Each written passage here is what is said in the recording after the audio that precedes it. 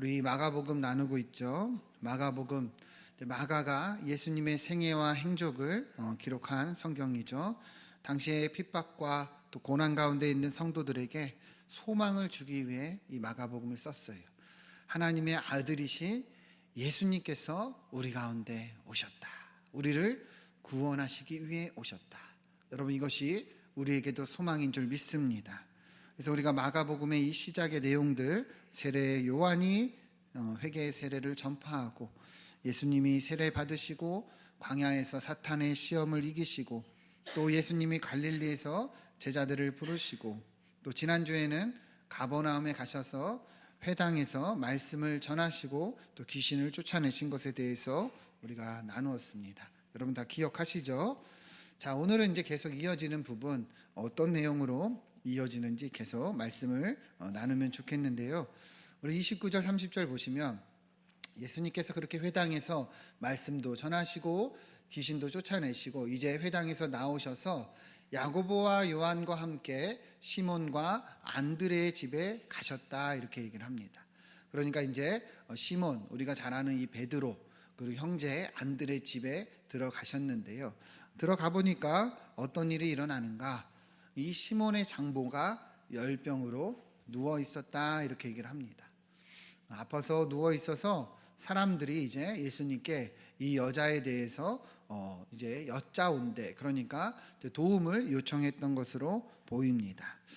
이것을 보면 이제 베드로가 결혼했다는 것도 알 수 있고 가족들이 함께 살았다는 것도 알 수 있는데, 무엇 때문인지 알 수 없지만 이 시몬의 장모가 열병으로 누워 있었다는 거예요. 열병이라는 말을 보면 열이 많이 났다는 것인데, 학자들은 아마도 이렇게 열이 많이 나는 것을 보면 말라리아에 걸렸지 않았을까, 이렇게 보기도 하는데요. 중요한 것은 어떤 병인지 모르지만 열이 많이 났던 것 같아요. 특히 이제 누가복음을 보면 이 장면에서 누가복음 4장 38절을 보면 예수께서 회당에 나가서 이 시몬의 집에 들어가셨는데, 여기서 잘 보세요. 똑같은 내용인데 시몬의 장모가 어떤 병에 앓고 있다고 합니까? 중한 열병. 그러니까 그냥 열이 나는 병이 아니라 굉장히 아픈 상태에 있었던 것으로 보이는 거죠. 특히 이 부분을 원어로 보면 이 중한 열병에 있었다는 표현은 전신이 마비되었을 때 쓰는 표현 중에 하나예요. 그러니까 얼마나 아픈지 움직이지도 못할 정도로 이제 장모가 아파 있었다는 것을 이제 알 수 있는 거예요. 자, 그래서 사람들이 이제 예수님께 얘기를 한 거죠. 이렇게 아픈데 도와달라, 뭐 이렇게 얘기를 했겠죠. 그래서 예수님이 어떻게 하시냐? 31절 보면 나아가서 그 손을 잡아 일으키시니 열병이 떠나고 여자가 그들에게 수종드니라, 이렇게 얘기를 합니다. 그 누워있는 장모의 손을 예수님이 잡아서 일으키시니까 어떻게 된 거예요? 열병이 나은 거예요. 여자가 그래서 수종을 들었다 얘기를 하는데요. 여러분, 예수님께서 이 여인의 손을 잡아서 이렇게 고쳐주시는 놀라운 사건이 일어난 것이죠. 특별히 의미가 있는 것은 여기서도 이제 여러 가지가 있지만, 특히 이제 예수님이 그냥 나아라, 일어나라 하지 않고 이 여인의 손을 잡아 일으켜 주셨는데요. 사실 당시의 문화로 보면 이 손을 잡아 일으키시는 것은 좀 쉬운 일은 아니에요. 왜냐하면 남녀가 구분되는 사회고 특히 여자들을 하대하는 사이였기 때문에 이제 모르는 남자가 여자의 손을 잡는 일은 뭐 있을 수 없는 일이죠. 더욱이 이 여인이, 이 장모가 아픈 상태였잖아요, 그죠? 근데 이 여인이 왜 아픈지를 몰라요. 특히나 이제 부정한 병에 걸려서 아픈 상태라면 손이 닿기만 해도 닿은 사람도 부정해지는 겁니다. 그렇기 때문에 사람들이 아픈 사람들과는 아예 근처도 가지 않았고 신체적인 접촉도 잘 하지 않았던 때예요. 그런데 예수님은 이 아픈 여인의 손을 잡아서 일으키사 낫게 하셨다는 것이죠. 여러분, 예수님이 이러한 배경, 이런 율법을 몰라서 이렇게 하셨을까? 그렇지 않죠. 예수님이 율법을 주신 분이심에도 다 알면서도 여인의 손을 잡아 일으키신 거예요. 왜 그렇게 하셨을까요?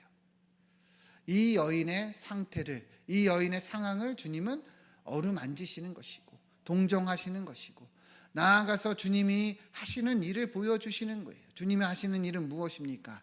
이 세상을 고치러 오신 거죠. 아픔을 치유하러 오셨죠. 나아가 우리의 모든 죄악에서 우리를 구원하시기 위해 이 땅에 오셨기 때문에 주님은 이 여인의 손을 잡아 일으키신 거예요. 우리 주님이 하시는 일이 무엇인가? 우리 주님이 누구이신가? 그 어떤 병이 주님을 오염되게나 부정되게 하는 것이 아니라 주님이 오히려 깨끗하게 치유하시는 분이심을 보여주시는 겁니다. 여러분, 우리도 주님의 손을 잡을 때 우리가 모든 죄와 사망의 권세에서 구원을 받은 줄 믿습니다. 주님이 그러한 구원 사역, 주님이 하시는 일, 주님이 누구이신지를 이것을 통해서 보여주신 것이죠. 그래서 이 여인이 어떻게 됐습니까? 나았어요. 단번에 일어났어요. 중한 열병에 있던 사람이 갑자기 일어납니다. 그래서 이 여인이 무엇을 했다고 얘기를 합니까? 그들에게 수종 들었다. 다른 말로는 섬겼다. 이렇게 표현이 되어 있는데요. 예수님과 함께 온 제자들에게 아마도 먹을 것을 주고 또 쉴 수 있도록 여러 가지를 이제 도왔던 것으로 보입니다. 그러니까 갑자기 다 나은 거고 오히려 건강해져서 이렇게 했다는 것이죠. 여러분, 이것을 보면 우리가 무엇을 알 수 있을까요? 왜 베드로의 장모가 일어나서 예수님과 함께 온 사람들을 수종 들었을까요? 이유는 간단하죠. 주님께 은혜를 입었기 때문입니다. 주님께서 고쳐주셨으니까 어때요? 감사하죠. 그죠? 감사한 마음이 얼마나 컸겠어요. 그러니까 예수님을 섬기고 함께 온 사람들에게 수종 든 거지요. 여러분, 이것은 우리도 똑같은 거예요. 여러분, 우리도 왜 섬기고, 왜 우리가 교회 안에서 여러 직분을 맡고, 그리고 여러 모양으로 이렇게 봉사를 합니까? 오늘도 이 무더운 날씨에 우리 권사님들, 우리 집사님들 밖에서 안내하시고, 제가 이 CCTV로 보지만 막 부채질 계속 하시고, 정말 마음이 뭉클하고 짠해요. 이 더운 날씨에 왜 이렇게 고생하시냐 이거죠. 우리가 은혜를 입었기 때문에 감사함을 하는 거죠. 우리 장로님들 새벽부터 차량 운행하시고, 또 주일에도 오전에도 차량 운행하시고, 또 찬양팀, 또 찬양인도 하시고, 여러 보이지 않는 곳에서 보이는 곳에서 섬기는 성도들이 굉장히 많아요. 제가 그것을 보면 정말 주님께서 얼마나 이것을 기뻐하시겠는가 그런 생각이 드는데요. 여러분, 왜 우리가 희생하고 헌신하고 예수 그리스도의 몸된 교회를 섬기냐는 거예요. 여러분, 왜 섬깁니까? 네? 왜 섬깁니까? 이유는 간단합니다. 우리가 주님께 은혜를 입었기 때문입니다. 여러분, 예수님께 은혜를 입으셨습니까? 예수님이 베드로의 장모를 고쳐주신 것은 상징적인 의미죠. 우리를 구속하시는 예수님의 구원 사역을 보여주시는 거예요. 여러분, 우리는 더 큰 은혜를 입은 줄 믿습니다. 그러니까 우리도 교회 안에서 우리가 여러 역할로 섬기고 성도들을 섬길 때 어떤 생각으로 우리가 봉사해야 될까요? 하나님이 내게 주신 은혜에 감사함으로 감당해야 되는 거예요. 자꾸만 많은 성도들이 이것을 잊어가니까 어느덧 교회 안에서의 역할이나 직분이 부담스러운 거죠. 은혜가 아니라 내 힘으로, 내 의지로 나아가니까 감사가 없고 부담스럽고, 결국에는요, 내가 한 수고를 계산하고 내가 한 희생을 다 머릿속에 담아두고, 그래서 알아주고 사람들에게 인정받기를 원하고, 그러다 보니까 버겁고 힘들어지고 불평의 자리가 돼서 나 이제 못하겠다 하는 것이 많은 성도들의 모습이죠. 여러분, 그거를 사탄이 노리는 거예요. 사탄이 미혹하는 거고요. 결국에는 은혜의 자리가 아니라 내 자리가 돼서 넘어지게 한다는 것이죠. 여러분, 제가 질문 한번 해보겠습니다. 여러분들은 어떤 마음으로 이 자리에 있고 그 역할을 감당하고 있습니까? 어쩔 수 없이 내가 체면이 있으니까, 사람들의 시선이 있으니까, 그러해서 감당하고 있다면 여러분 지금 엄청난 위기에 빠져 있다는 것을 알아야 돼요. 조금만 더 가면 걸려 넘어지고 그리고 시험에 들 수밖에 없습니다. 우리가 교회를 섬기고 역할을 하는 건 하나님의 은혜 때문이에요. 여러분을 사랑해서 죽기까지 십자가에 달려 죽으신 그 은혜 때문에 우리가 감사합니다 하고 하는 거예요. 이 장모가 감사합니다 하고 예수님을 섬겼듯이 우리도 감사합니다 하고 섬겨야 된다는 것입니다. 여러분 그 은혜에 감사하십니까? 이 감사함으로 섬기시기를 축원드립니다. 자꾸만 감사가 사라지면 그 자리에는 어쩔 수 없이 불평이 들어올 수밖에 없는 거예요. 여러분 주님이 나를 어떻게 사랑하셨는지를 우리가 먼저 기억하고 감사함으로 그리고 우리 교회와 성도들을 섬기는 여러분들 되기를 축원드립니다. 우리 옆에 분들과 한번 인사합시다. 은혜로 섬깁시다. 인사하겠습니다. 네, 은혜로 섬겨야 되고 은혜로 직분을 감당해야 된다는 거예요. 자, 그래서 예수님께서 이 장모의 병을 고쳐 주셨습니다. 자, 그리고 나서 어떤 일이 일어나느냐? 32절 보면 저물어 해질 때에 모든 병자와 귀신 들린 자를 예수께 데려오니 온 동네가 그 문 앞에 모였더라 이렇게 얘기를 합니다. 그러니까 우리가 앞서 본 것처럼 예수님이 회당에서 말씀도 전하시고 귀신도 쫓아내시고 이제는 장모의 병도 고쳐주셨어요. 그러니까 이 소문이 동네에 퍼졌던 것으로 보입니다. 사람들이 그 예수라는 사람이 왔는데 어떤 랍비인 것 같고 선생인 것 같은데 그 말씀에 능력이 있더라. 그런데 그분이 말하니까 귀신도 쫓아내시고 도망가더라.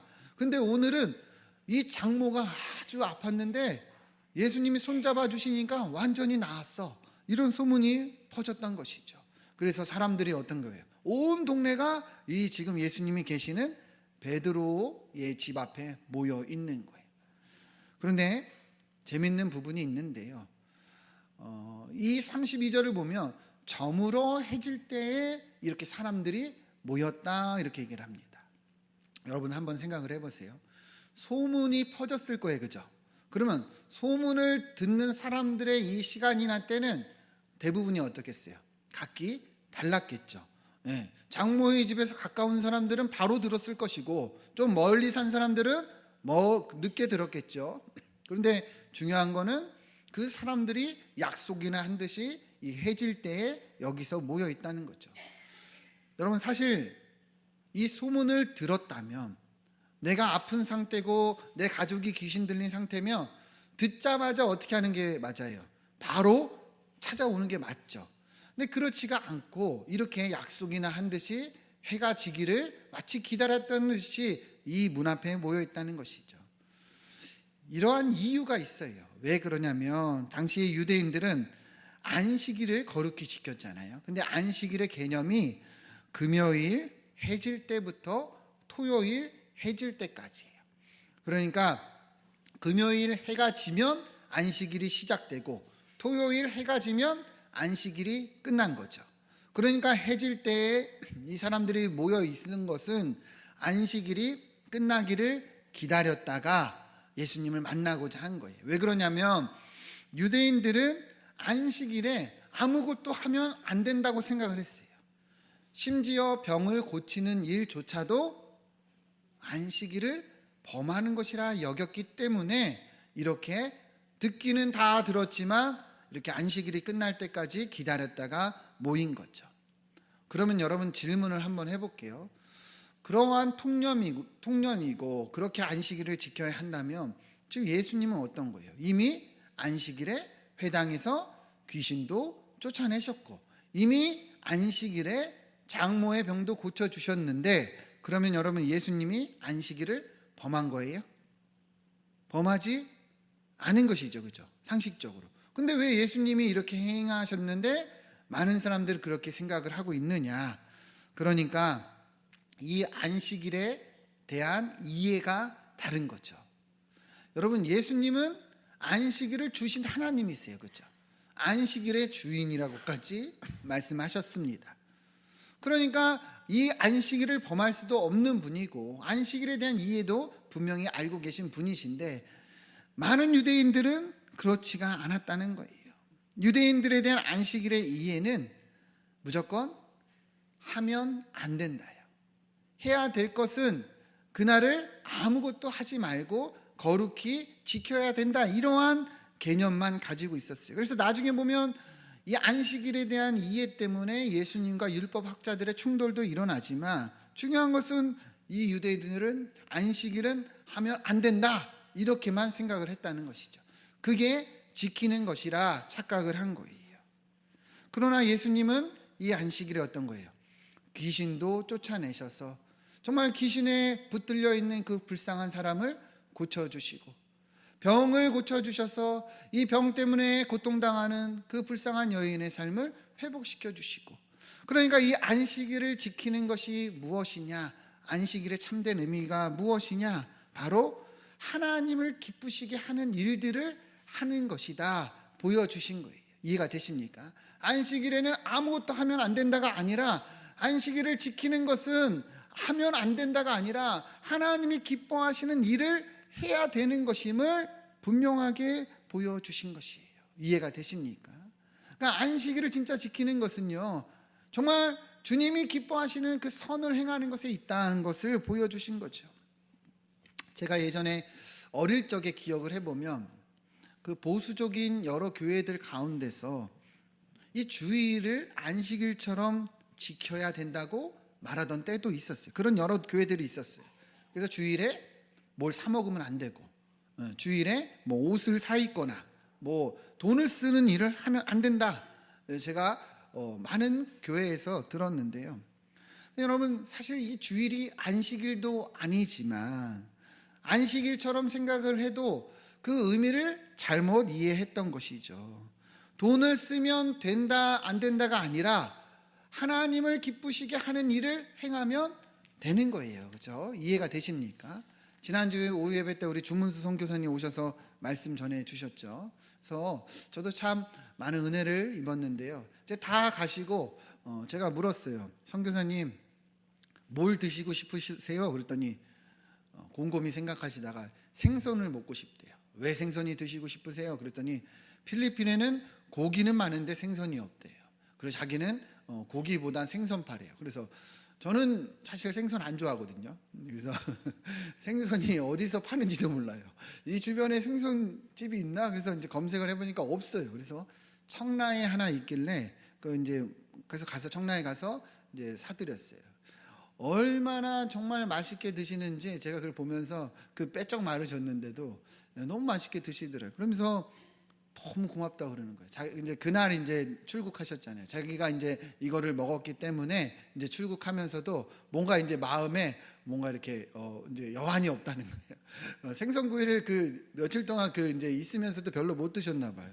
그러면서 고맙다 그러면서 제 손을 잡아주고 인사하고 그렇게 헤어졌는데, 여러분, 율법적으로 보면은 그 선교사님에게 그렇게 물고기를 생선을 사드리면 안 된다 이렇게 얘기할 수도 있는 거잖아요. 그죠? 근데 그게 아니잖아요. 그죠? 선을 행하면 되는 거예요. 그래서 선교사님에게 위로가 되고 힘이 돼서 또 돌아가셔도 또 가서 또 사역하는데 또 위로가 된다면 이것이 하나님이 기뻐하시는 일인 것을 우리는 알 수 있는 것이죠. 여러분, 진짜 율법을 지키는 것이 무엇인가? 여러분, 우리가 그 의미를 알기를 소망합니다. 오늘 새벽에도 선한 사마리아인에 대해서 이야기를 했어요. 이 한 율법학자가 이야기합니다. 어떻게 해야지 영생을 얻을 수 있습니까? 예수님께서 뭐라고 말씀하셨어요? 율법에 뭐라고 되어 있느냐? 하나님을 사랑하고 이웃을 사랑하라. 그러니까 하나님 말씀은요, 이 안에 다 있는 거예요. 하나님을 사랑하고 이웃을 사랑하면 그 안에 모든 계명이 다 이루어져 있는 것입니다. 여러분, 우리도 이 의미를 알고 선을 행하고 그리고 실천하기를 축원드립니다. 그래서 이 안식일에 대한 이해가 너무 달라서 이들은 그렇게 주님께 이 날이 저물 때까지 기다려 있었다는 것이죠. 그러나 이제 나중에 보면 33절 나중에 보면 예수님께서 이들의 병을 다 고쳐주신 것을 말씀하고 있습니다. 자, 그리고 나서 이제 어떤 일이 일어나느냐, 35절 같이 한번 읽어보겠습니다. 시작. 새벽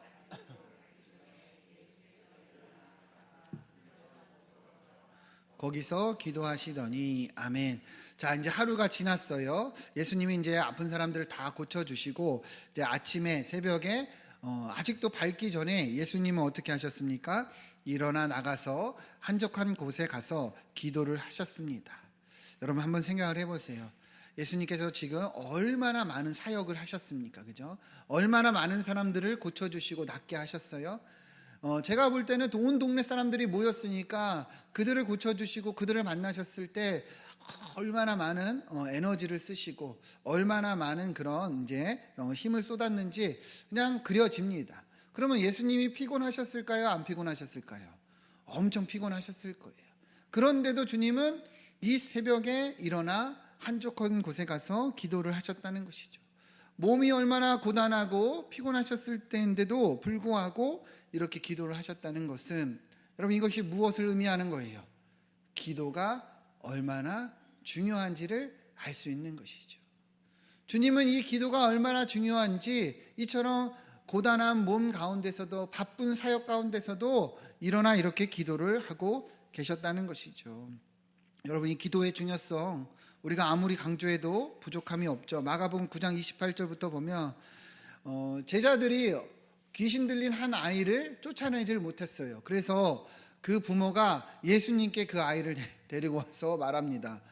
제자들에게 요청을 했는데 제자들은 이 아이를 고치지 못합니다. 이렇게 얘기를 해서 예수님께서 이 아이의 그 귀신 들린 아이의 이제 병을 고쳐주시고 이 아이가 귀신이 나가고 고침을 받았는데요. 그래서 제자들이 이제 와서 묻는 거예요. 그 내용이 28절이에요. 집에 들어가서 제자들이 조용히 묻자오되 우리는 어찌하여 능히 귀신을 쫓아내지 못하였나이까? 그러니까 예수님께서 뭐라 그래요? 이르시되 기도 외에 다른 것으로는 이런 종류가 나갈 수 없느니라. 아멘. 그러니까 제자들은 왜 귀신을 못 쫓아낸 거예요? 기도하지 않았기 때문이에요. 예수님은 어떻게 이 귀신을 쫓아내신 거예요? 기도하여 쫓아내셨다는 것이죠. 기도 때문에, 기도의 능력으로 쫓아내셨다. 어떻게 보면 되게 단편적인 그런 내용이죠. 그러니까 주님은 다른 것을 말하는 게 아니에요. 기도해라는 거예요. 기도하면 능력이 있다는 것입니다. 여러분 우리도 기도해야 될 줄로 믿습니다. 우리 삶에 이 기도가 얼마나 중요한가 여러분 볼 수 있어야 되는 것이죠. 여러분 왜 우리 삶에 능력이 없을까요? 여러분 왜 우리 삶에 기쁨이 없을까요? 왜 평안이 없을까요? 왜 걱정이 많고 근심이 많고 맨날 거기에 얽매여서 우리가 그렇게 따다다다 그렇게 살아가고 있을까요? 기도하지 않기 때문이에요. 기도가 무엇입니까? 하나님께 맡기는 거죠. 하나님의 뜻을 구하는 것이죠. 여러분 우리의 인생을 내가 끌고 가는 것과 주님이 인도하시는 것과 얼마나 큰 차이가 있겠어요? 여러분 5살짜리 아이가 운전하는 차 여러분 탈 수 있겠습니까? 못하잖아요. 그죠? 왜요? 불안하니까. 뭐 있을 수도 없는 일이죠. 근데 우리 인생을 내가 끌고 가고 내가 주관하고 내가 이끌어가는 것은 이보다 더한 거죠. 어떻게 해야 되는 거예요? 베테랑 운전사에게 맡겨야겠죠. 하나님께 맡겨야겠죠. 그게 기도라는 거예요. 여러분 기도하지 않기 때문에 우리 삶에 여러 가지 불안과 걱정과 근심이 좌지우지 되는 거예요. 이 예배에 나와서도 지금 온전히 예배하지 못하고 지금 마음이 딴 곳에 있고 걱정 근심에 있고 세상 걱정에 그렇게 빠져 있는 것은 우리 삶에 기도가 없다는 반증인 것입니다. 우리 자녀들을 키우지만 이 자녀들을 세상적인 가치관에 계속 얽매이다 보면 끝이 없어요. 이 아이들의 인생을 학원이 이끌어줄 것이라 착각하고 공부가 이끌어줄 것이라 착각하고 거기에는 수없이 많은 시간과 돈을 쓰면서 기도하지 않는 부모들은 아직 지금 기도의 능력을 모르는 거예요. 거기에 얽매이고 그 엄마들 모여가지고 거기에 그냥 정신 팔리고 어디 학원을 보내야 되는지 그것이 아니면 우리 아이가 찾을 거라고 착각하고 완전히 거기에 그냥 매여 있는 거죠. 근데 기도하지를 않아요. 여러분, 우리 아이들 그 인생을 책임져 주시는 분은 하나님 아버지이신 줄 믿습니다. 기도해야 된다는 거예요. 여러분, 오늘 본문을 보면 예수님은 그렇게 피곤한 가운데, 바쁘신 가운데, 많은 사역 가운데서도 먼저 기도를 하셨습니다. 그러니까 우리가 바쁘다고, 시간이 없다고 기도를 못한다는 것은 말도 안 되는 핑계예요. 바쁠수록 뭐 해야 되는 거예요? 기도해야 됩니다. 분주할수록 뭐 해야 되는 거예요? 기도해야 되는 거예요. 여러분, 그러하기를 축원드립니다. 다시 35절부터 보면 예수님께서 어떻게 기도하셨는가? 이 아침을 깨워서 한적한 곳으로 가서 기도를 하셨습니다. 이 모습을 보면 우리도 어떻게 기도해야 되는지 분명히 알 수 있는 것이죠. 왜 예수님이 이 아침을 깨워서 기도하셨을까? 어떤 분들은 이제 예수님이 이제 새벽에 기도하셨다, 그렇기 때문에 우리도 새벽에 기도해야 된다, 새벽에 기도해야 능력이 나타난다 말씀하시는 이제 분들도 계시는데, 완전히 잘못 해석하신 것이고요. 율법적인 해석이에요. 예수님이 왜 새벽에 일어나 기도하셨는지 그 이유를 잘 보세요. 예수님이 이 아침에 한적한 곳에 가서 기도하시기 위함입니다. 주님의 이 삶을 보세요. 주님은요, 아침부터 밤 늦게까지 많은 사람들을 만나고 이 사역이 분주합니다.